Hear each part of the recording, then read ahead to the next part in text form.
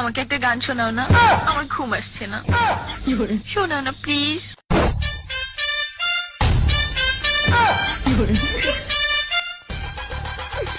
তুমি আমার কাছ থেকে গান শুনবা?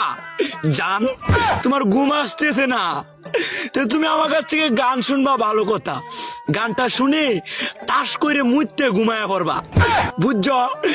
আমি যে তোমার গান কইতাম, আমি এক জায়গায় গান কইছিলাম, পরে 160 টাকা জরিমানা দিয়ে এসেছি, বুঝেছো?